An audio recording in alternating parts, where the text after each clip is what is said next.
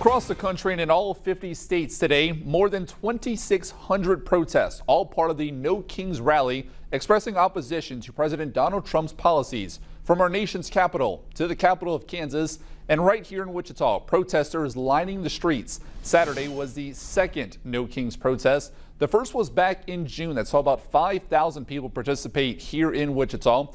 Protesters today say the crowd was even bigger. Thomas Lynch spoke to those protesting about the message that they're hoping to send. Downtown Wichita is a flurry of car horns, flags, and protests as people gather for another No Kings protest. I just feel like right now is so important. It's the most important time that we can speak up, use our voices, and fight for democracy. Jenny McCullough joined hundreds of protesters on Douglas, speaking out against actions and immigration policies made by the Trump administration. The fact that people are being dragged away from their homes, their families, that's not what America is for. Some on the street wearing frog hats, inspired by the ongoing protests in Portland, Oregon against ICE enforcement. I am absolutely cheering on the silly blow-up costumes of the protesters, especially in Portland. They're making a mockery out of that the militarization. Saturday was the second official No Kings Day protest, drawing in those of all ages and political backgrounds. I grew up and was raised Republican, and to some extent I still hold a lot of those values. Even I'm disgusted by what's going on, and the fact that people can't see it makes me really frustrated. Officers were out downtown to ensure the protest remained peaceful. I think really a happiness, a togetherness, joy in that we're all together. I feel community, definitely.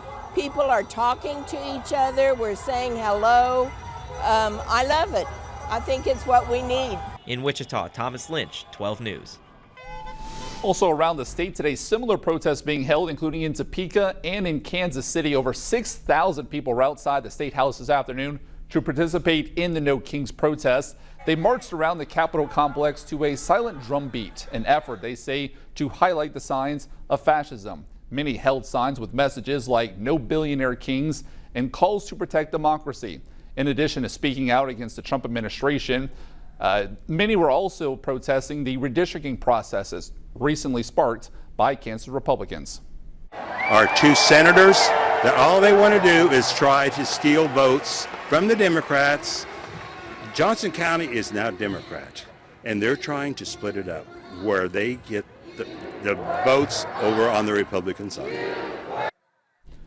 And in Washington, where even more people are protesting the second Trump administration, our Washington correspondent, Katrin Asoff, has a look at the rally held in our nation's capital. This is just one of thousands of No Kings rallies happening across the U.S., but with the Capitol as a backdrop, the energy here in D.C. is different. With a cheer and a song, thousands of protesters took to Washington, D.C.'s Pennsylvania Avenue, calling for no kings in America. This isn't the country I knew when I grew up in the 60s and 70s, and I don't like the direction we're headed. 76-year-old Phil Broswell was there with a list of grievances, promises lost, and failures he says he just can't stand. My knees still bend, but I'm not going to bend to Trump. The rally he attended in the nation's capital was one of more than 2,600 organized in every state, the second No Kings movement against President Donald Trump's second term. But the Capitol wasn't the only backdrop this time. A government shutdown, National Guard troops sent to U.S. cities, and recent indictments against Trump's political enemies set the stage for a demonstration that in all ways felt bigger. And I'm sick and tired of the cruelty and the lies and the deception. Not everyone in the D.C. metro is on board, though. Congressional Republicans, including Speaker of the House Mike Johnson, one day before the rally, suggested No Kings wasn't the right name. We refer to it by its more accurate description, the Hate America rally. But those here disagree, including one attendant who says with a history of military service, his family has been fighting oppressors for generations. I can carry the legacy, and I can remind people just how incredibly brave their sacrifices were.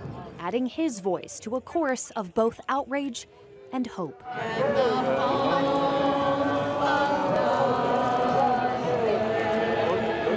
In Washington, I'm Kate Asaf.